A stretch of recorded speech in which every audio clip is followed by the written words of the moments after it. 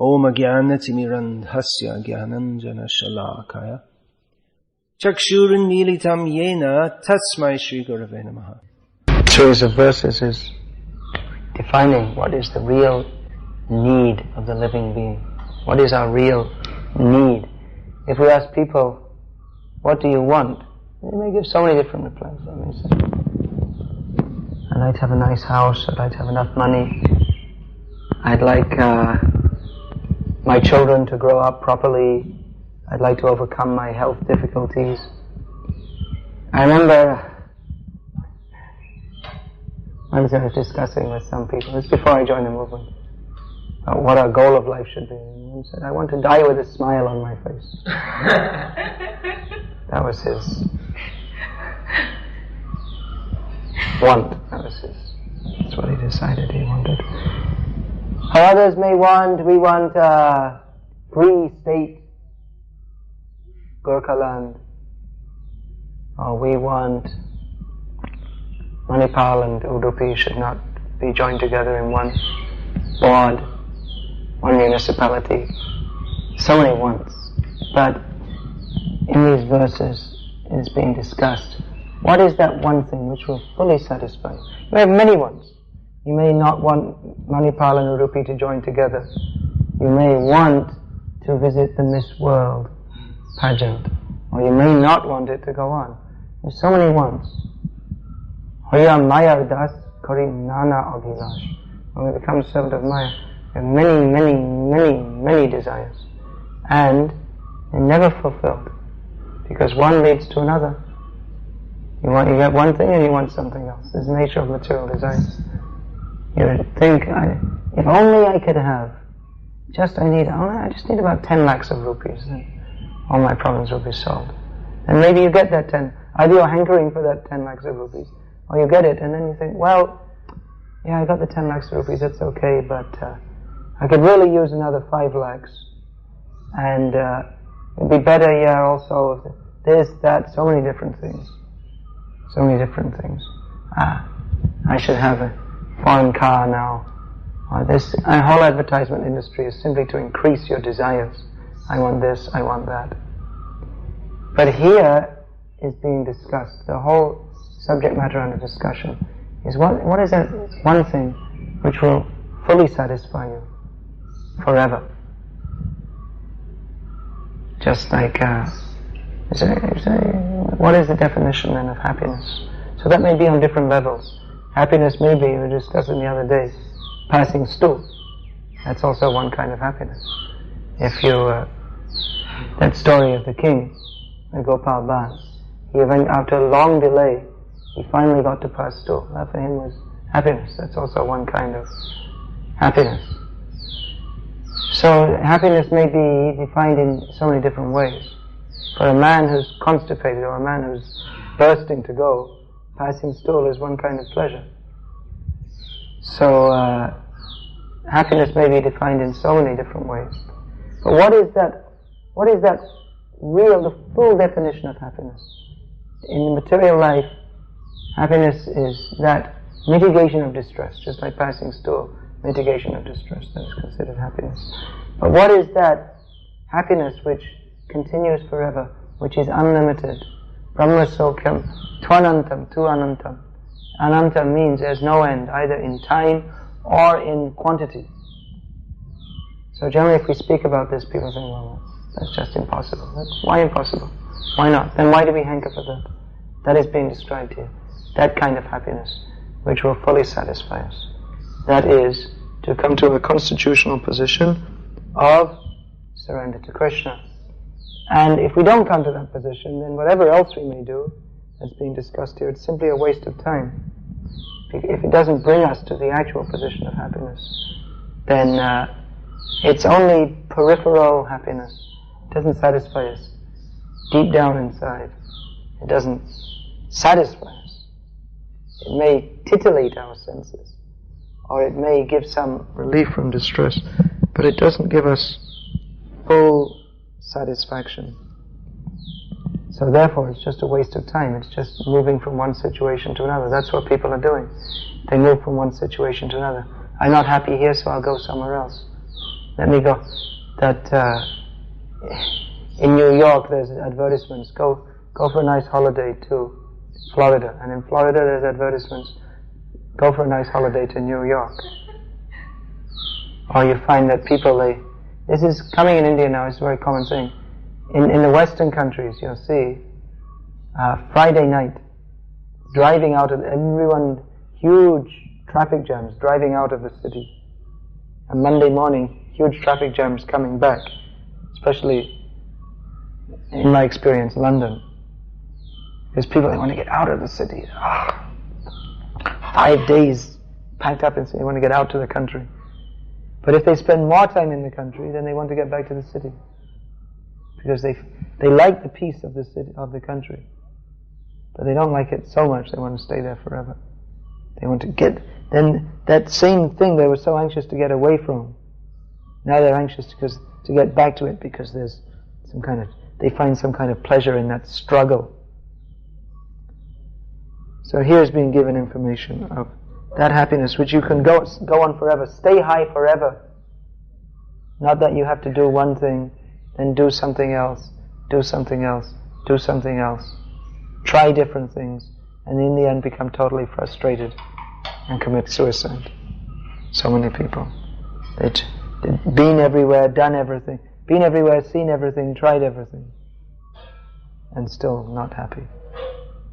It's another thing I was told in my confused youth before Krishna saved me coming to this movement, because a lot of young people from the West in those days, and even now, even more in those days, they used to just hit the road, as it was called, as it is called. You just travel here and there. Go here, go there. Go to North Africa. Travel throughout the desert countries. Go to India. Go to Southeast Asia. Go to America. Just travel around. See the world. But then I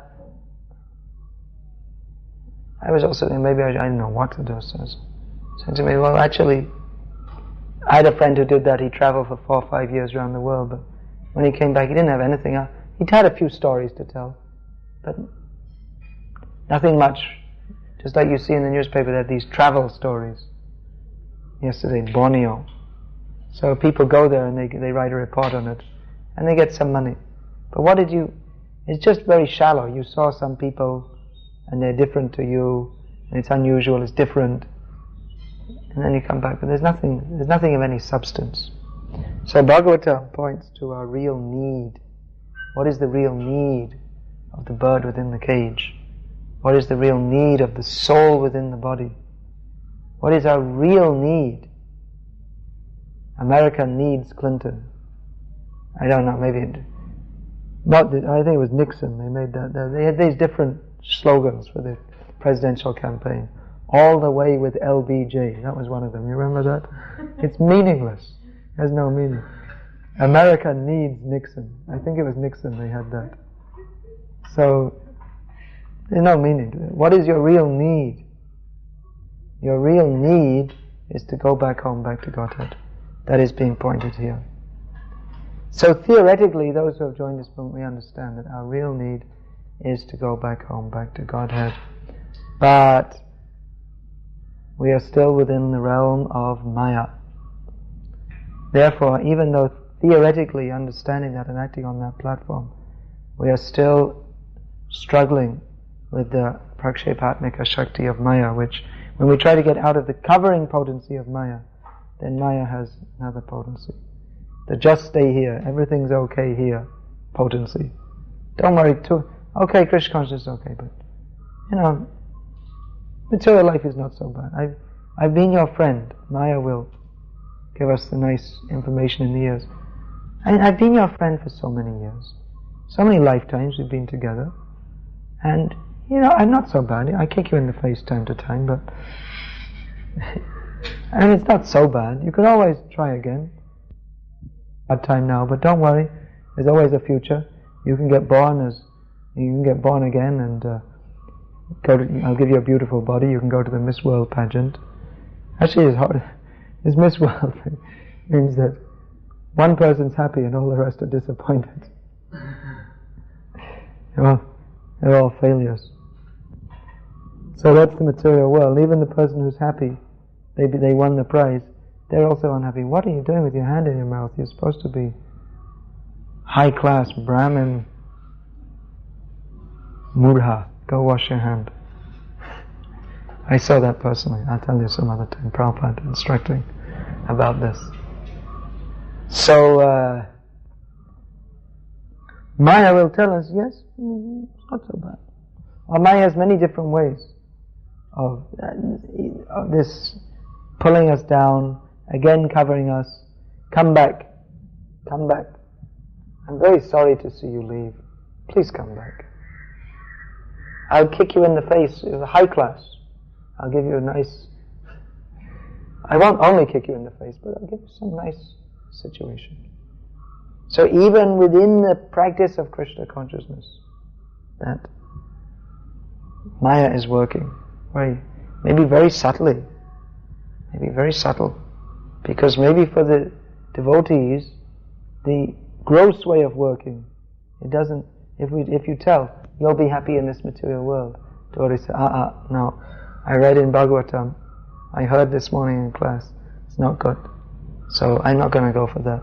So Maya may subtly catch us. You see, sometimes devotees, they're practicing Krishna consciousness, and then again after some time they're not. Again they're practicing non-Krishna consciousness, Maya consciousness. And they wonder, what happened? And everyone else, what happened? They themselves are wondering that actually Krishna consciousness is very nice. How did I get entangled? I already left that, and now again I'm entangled. What happened to me? How did that happen?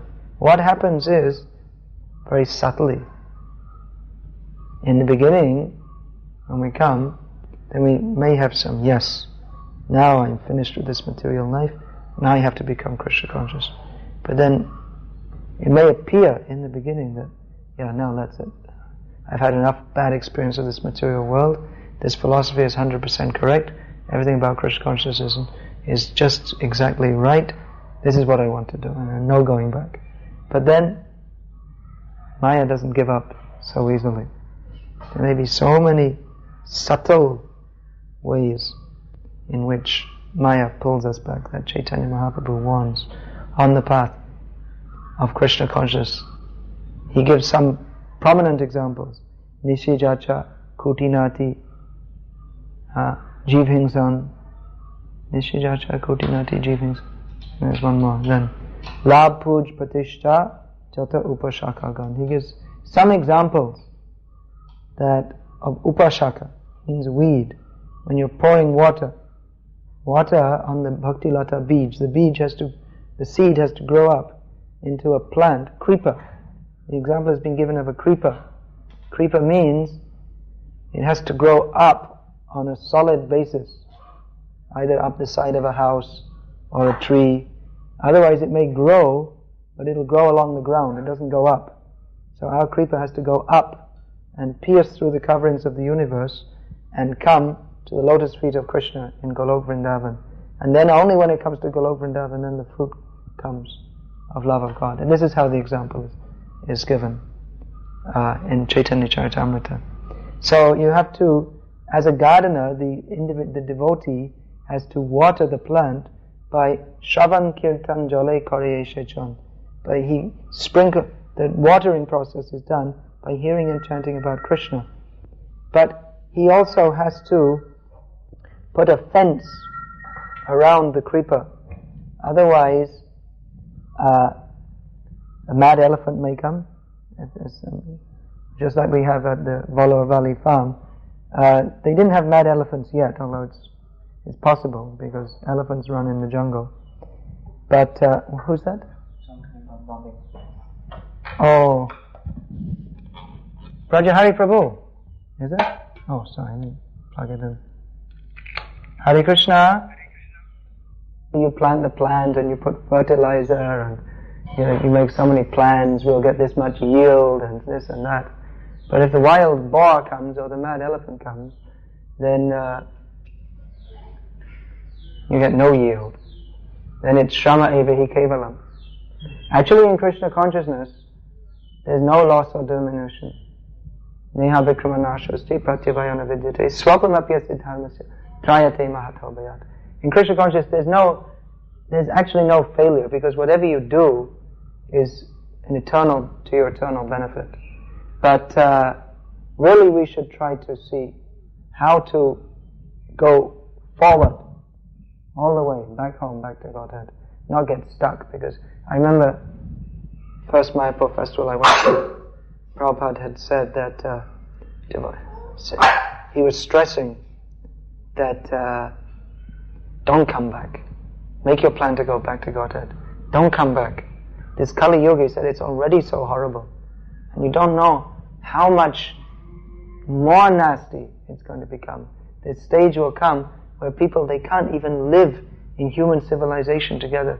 They can't live in the city at all. They'll have to run away to the forests and live in the caves. That time will come when people will eat their own children. There's nothing else to eat anyway. They're taking pleasure in that. You have children to eat them. So you don't, as you said, Prabhupada is stressing very strongly, don't come back. So there's no loss or diminution, there's no failure in Krishna consciousness. But that's another thing Prabhupada said, that one who does not come to Krishna consciousness is very unfortunate. One who does come to Krishna consciousness is very fortunate. But one who comes and then goes away again, he is the most unfortunate. Now, of course, in one sense he's not, because he made some advancement and he's gone forward. But this we can understand. It's just like if a beggar is a beggar on the street, he's a beggar on the street. But if he gets lakhs of rupees, and then he enjoys a better taste, something better, and then again he just squanders it and loses it, and again he's a beggar. Then before he was a beggar, he was just content being a beggar. And he had some kind of happiness being a beggar. But now he can't be happy, because he's used to something else. And we practically see that even the materialists, they have some illusion of being happy. But those who have been in devotional service and again go away, it's very difficult for them, even though they may try hard. Actually, you don't see it this much in India, because everyone's a devotee, and even if they go away, they keep in contact. In the West also they keep in contact, but because coming from a bad background, then if they go back to, and just the whole society is very entangling, and they may get involved in some illicit activities and this and that, and they're miserable, and they know they're miserable. Even more intelligent karmis, they know they're miserable.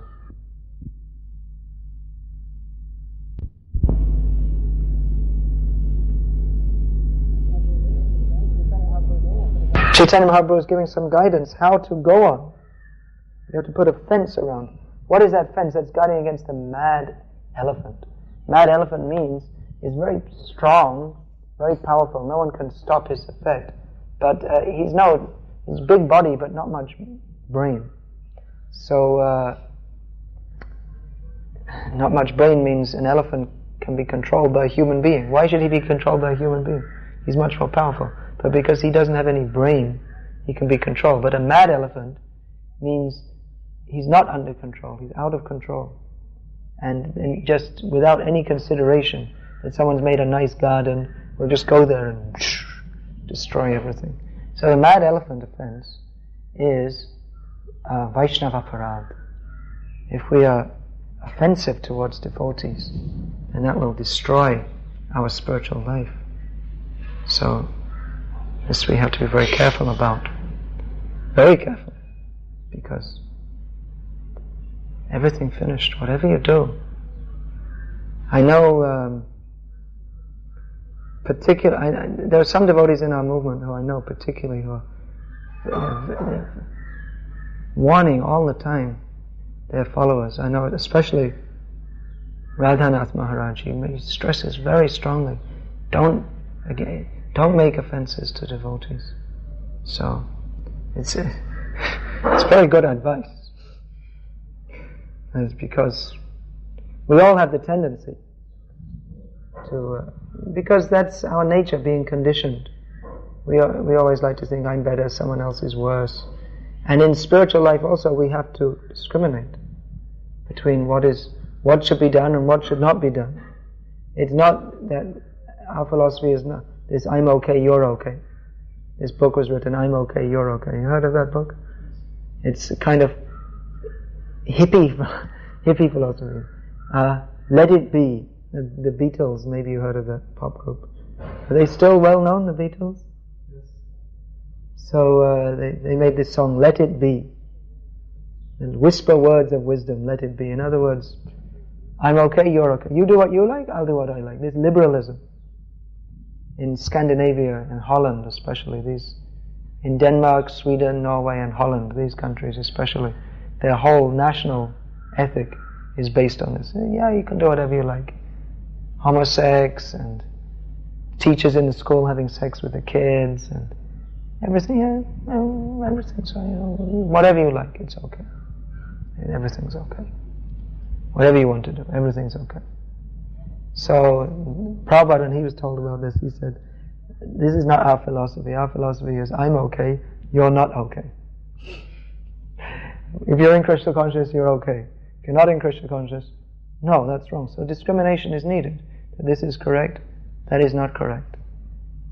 And we should see, even among devotees, because there are the tendency to deviate, or the tendency to not do things properly, is very strong.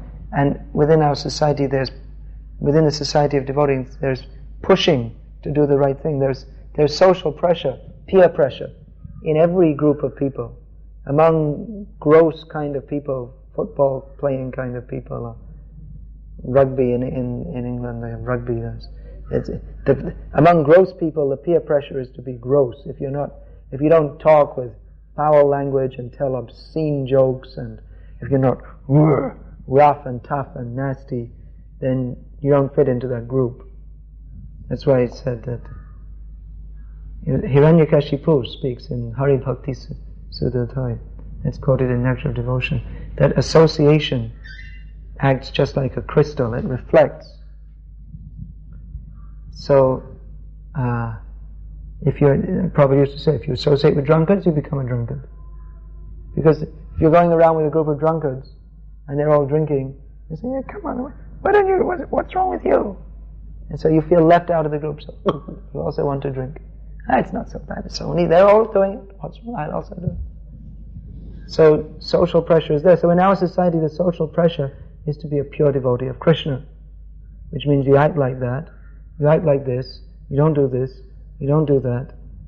So hopefully the social pressure is there to act in the proper way, to do the proper thing, so we can become pure devotees of Krishna.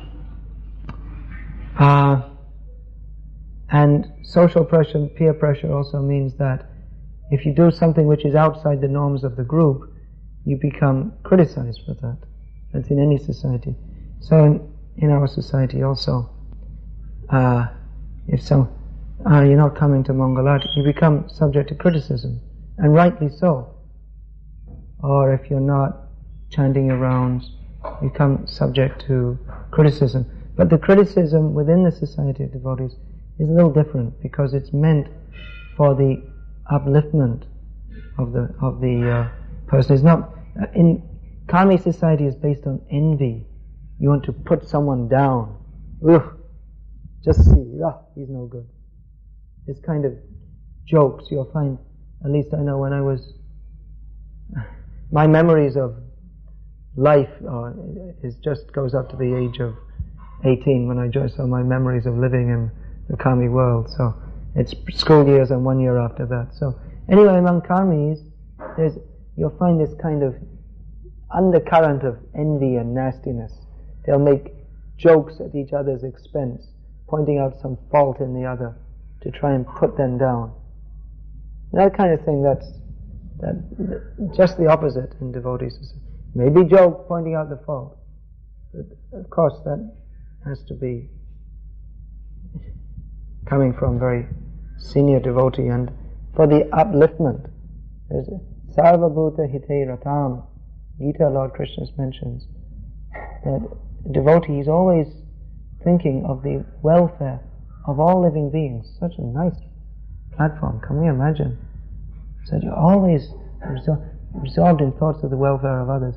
Mostly we are totally absorbed in thoughts of our own welfare, which we perceive our own welfare in terms of our own bodily welfare, mental welfare, egoistic welfare, that others will see me and they'll think I'm very good, or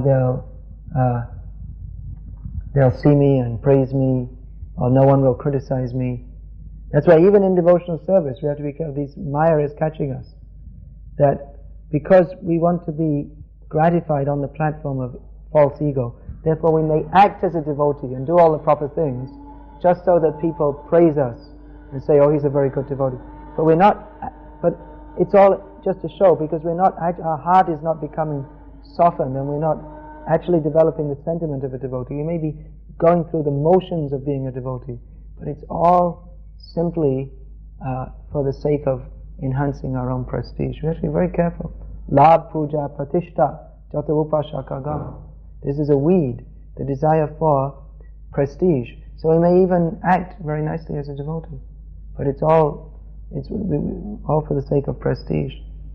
That we find in the Bible that Lord Jesus, he was telling there was some priests, like the equivalent of Smarta Brahmanas in Palestine at that time, Pharisees. So they used to make a big show. They'd go to the temple, Jewish temple, and make a big prayers and big show, bowing down.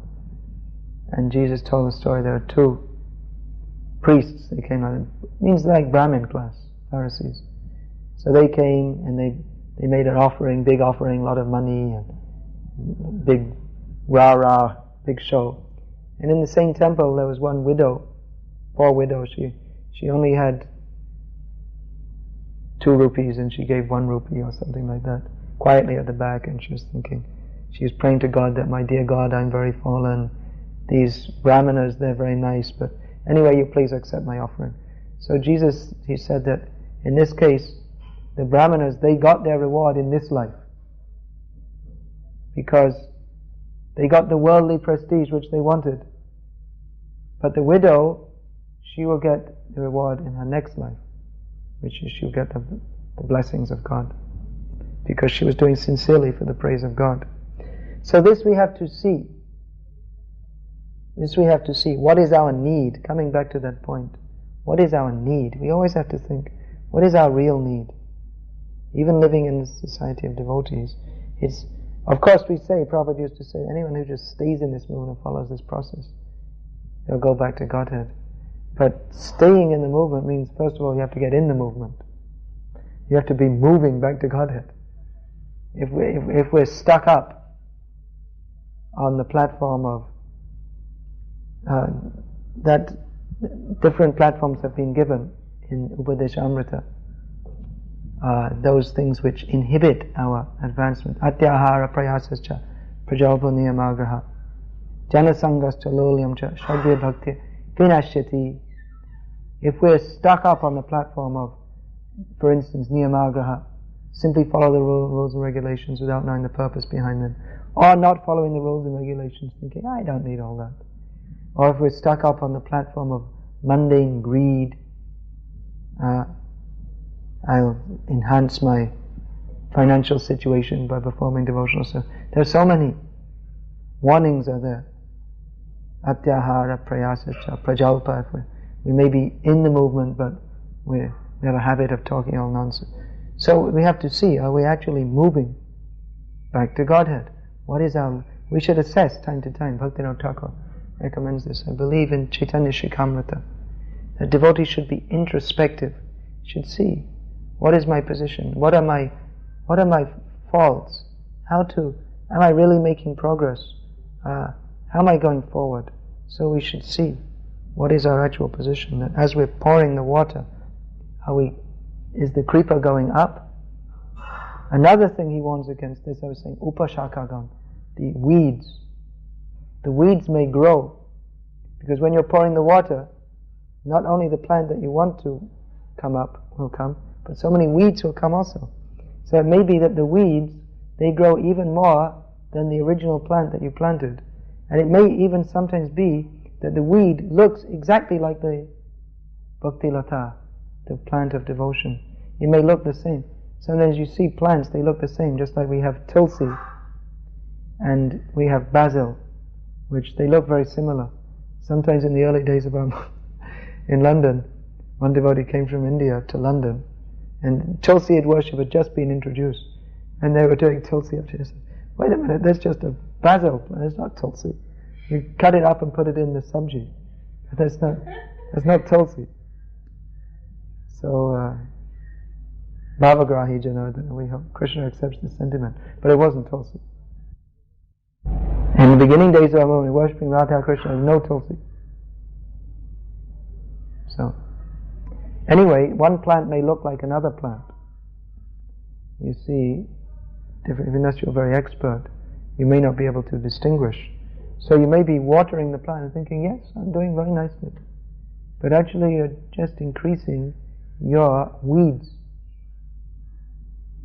So we have to be careful. We have to see our need. What is our real need? Our real need, Prem Prayojan, Chaitanya Mahaprabhu says, that the real need is not dharma, artha, kama or moksha.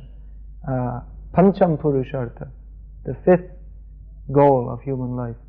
Jara age trinatulla chari purushartha, in front of which the four so-called purusharthas, dharma, artha, kama, moksha, is religion, economic development, sense gratification, and liberation.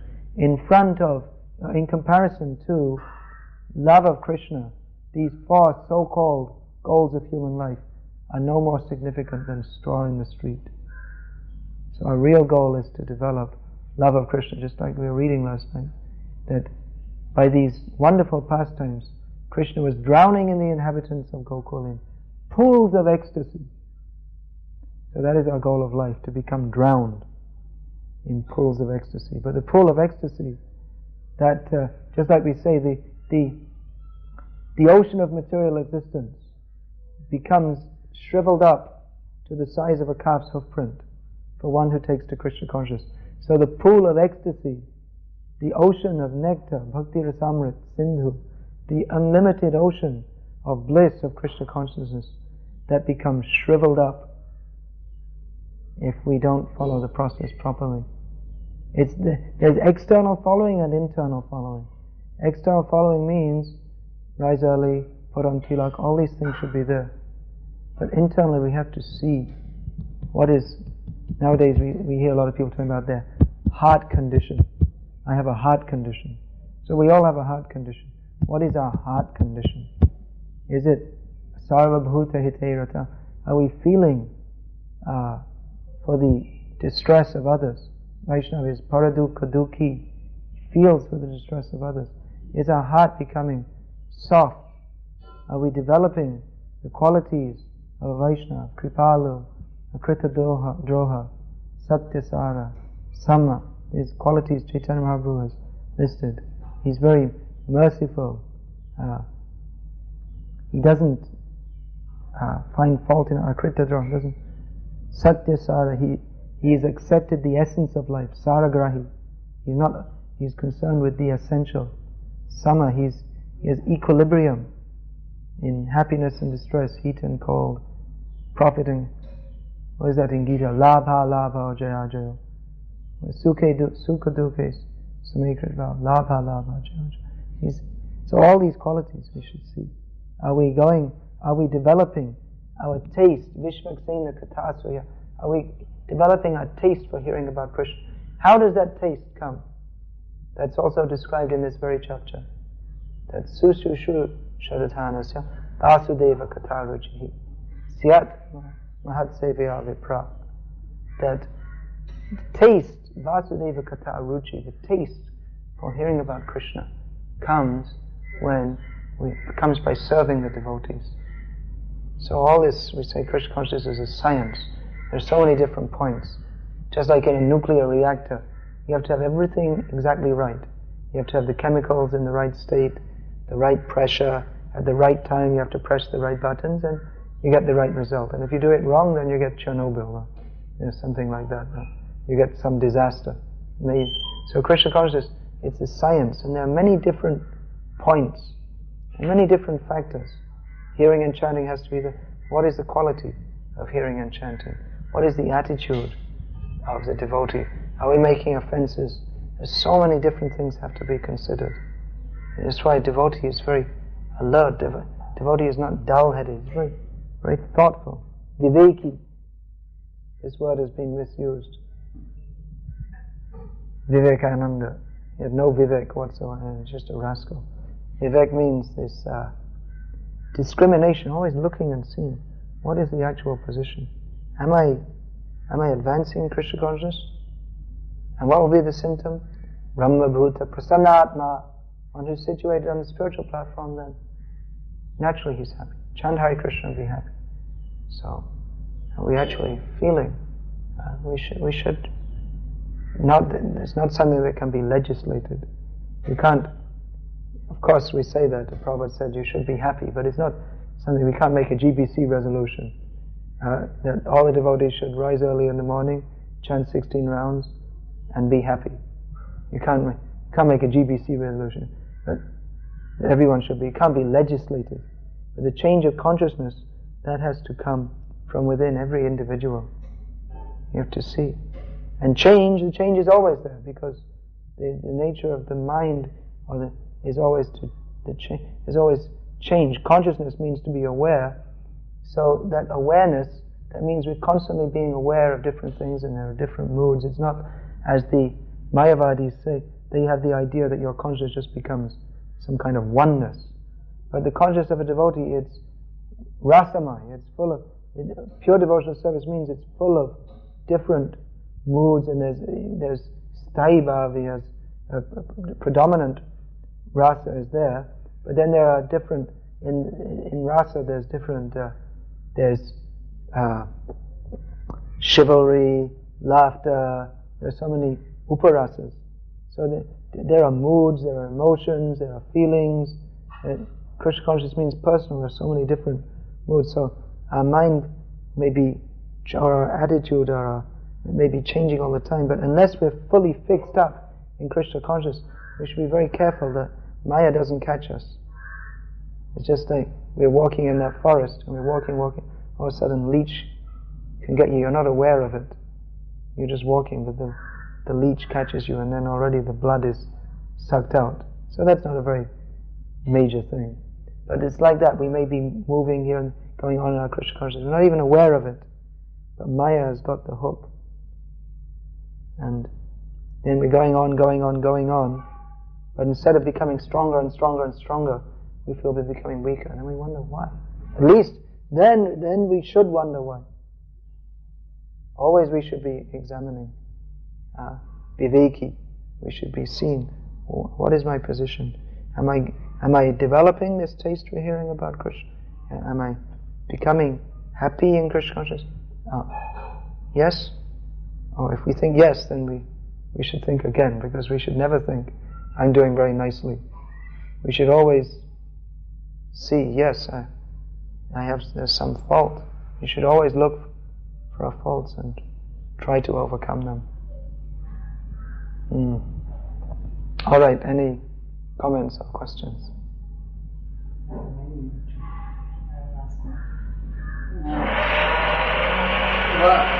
Sometimes while acting on the behalf of a higher authority, we circumstantially become implicated in some Vaishnava blood. In that case, what is the reaction coming?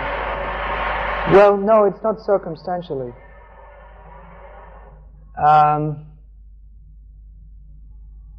We act on authority, but there are certain things we have to do, but there are also ways in which we do it.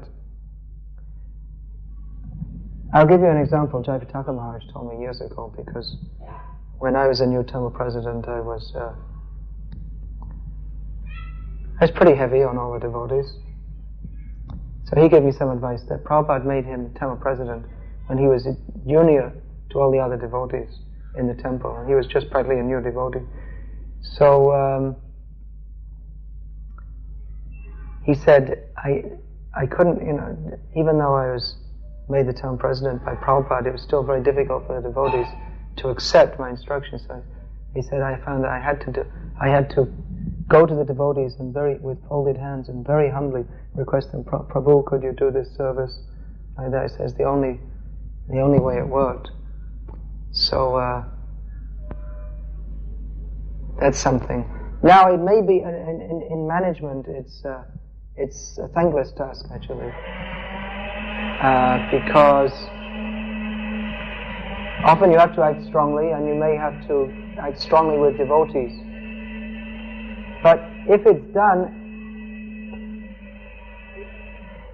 fully in pure consciousness for the service of Krishna, then even if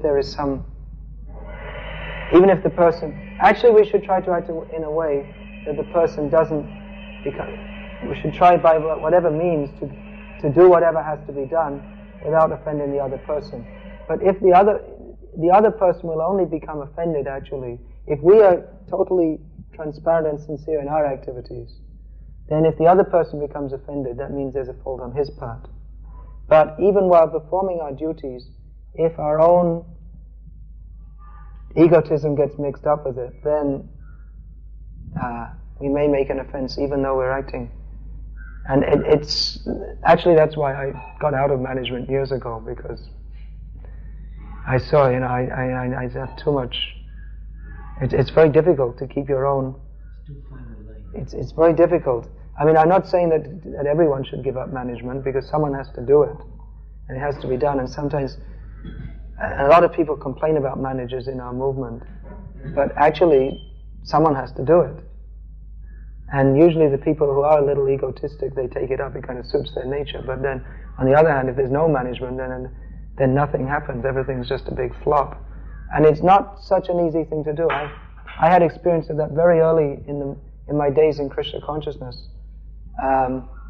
Very early, before I got initiated, I was made the treasurer of all Britain ISKCON.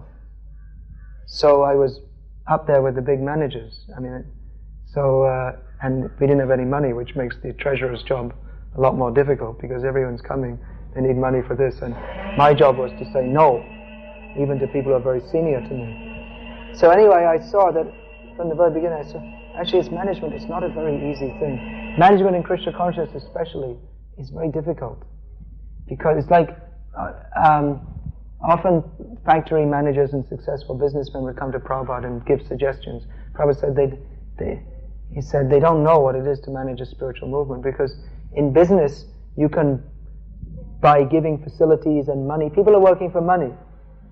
So you can fire them, you can blast them, but they have to come because they're coming for money. But in Krishna consciousness, people are coming voluntarily for a higher ideal. But not everyone can, to see the ideal all the time is very difficult. So within management we get, instead of, it would be wonderful if everyone would just be on the completely idealistic, on the ideal platform, and everyone was eager and they were fighting each other. I want to do that service. No, I'll clean the floor. No, it's my turn to clean the floor. But we don't find, no, it's your turn to clean the floor. We find the other way, because although we've come for an ideal, we don't always act on that platform. And so the real best management is by example is better than precept. And Prabhupada was so successful, he gave rules and regulations you have to follow, but he inspired people to follow that. So that will be our real success. And we also have to understand that although people have come and they've given their lives and this and that, and we should appreciate that. People have given their lives, and be very careful not to have people give back their lives to Maya by our mishandling them. But that we are dealing with people at different stages of Krishna consciousness, and we can't expect everyone to be on the pure devotional platform. So part of management and part of life, even in Kami society, is accepting that different people are at different levels, and you can't expect everybody to come up to the highest level immediately. And that's what Prabhupada said. He was talking about, my godbrothers are criticizing that my sannyasis are falling down. He said, I initiate people and then they fall down. He said, but what can I do? They're criticizing, but I'm preaching all over the world. He said that at least I'm doing something, but if I'm so strict on my rules and regulations, then I'll be a mouse again. At least somehow I'm engaging people. Someone asked him, why are you giving these young men sannyas? He said, when the sabji is fresh, you cook it. That was Prabhupada's reply. You get some service out, and some service is done.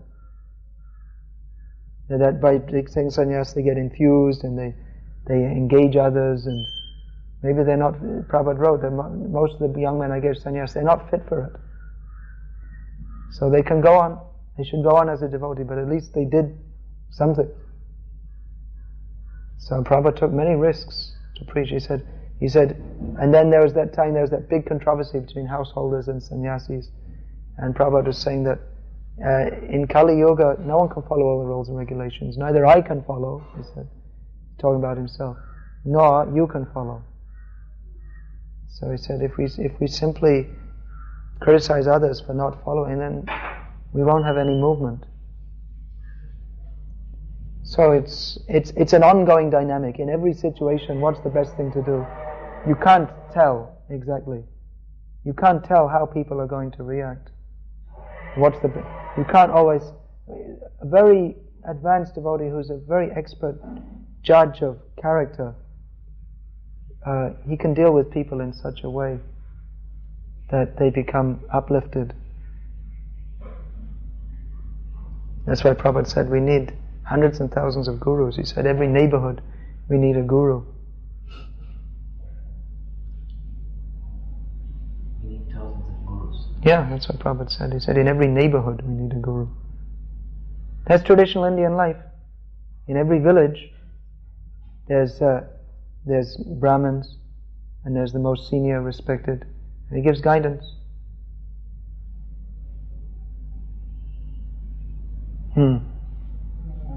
Well, sometimes there is another type of criticism, like if you are following all the rules and regulations very nicely and you are living in a society where devotees are not following as much nicely, they tend to criticize you. Oh, why you are so fired up?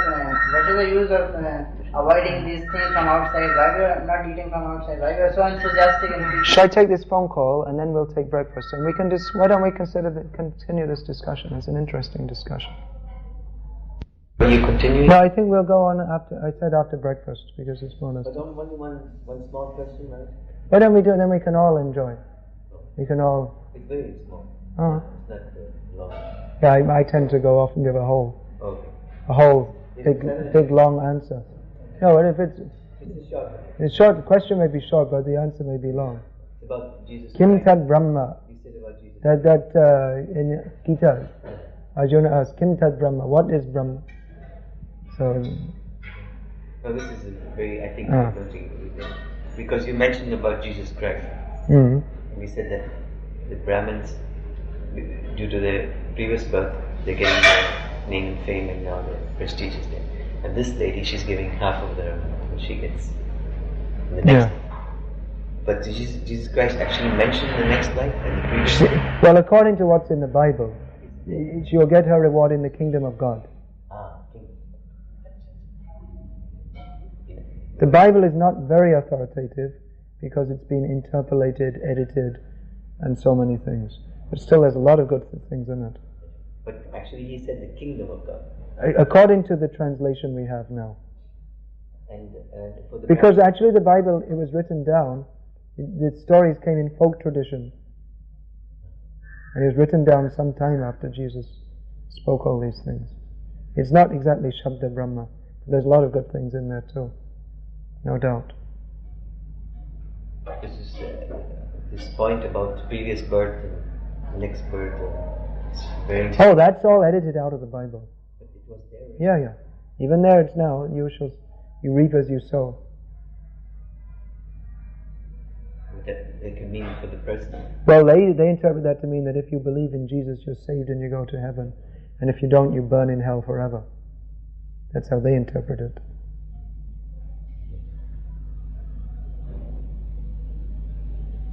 With no means of redemption. That's what I was taught, Catholic school. You burn in hell forever. So you get scared when you want to cling on to the good. Out of fear, everything is done out of fear. Yeah, it's based on fear. You have to fear God. I was also with care. I was there for 2 years in Christian. I was brought up with a Christian church, St. Joseph's. The same thing I felt. That fear was in me. But it's good. Initially, the fear is good, but then you have to deal with it. And only with Krishna consciousness you can deal with it.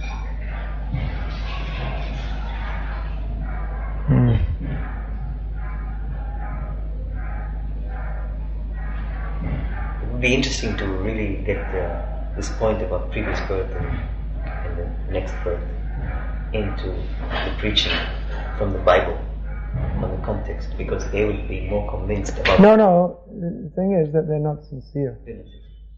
Whatever you say. There's so many evidences that Jesus wasn't a meat eater. He spent so many years in India. There's no record of his life from the age of 13 to 30. Absolutely blank. Absolutely blank.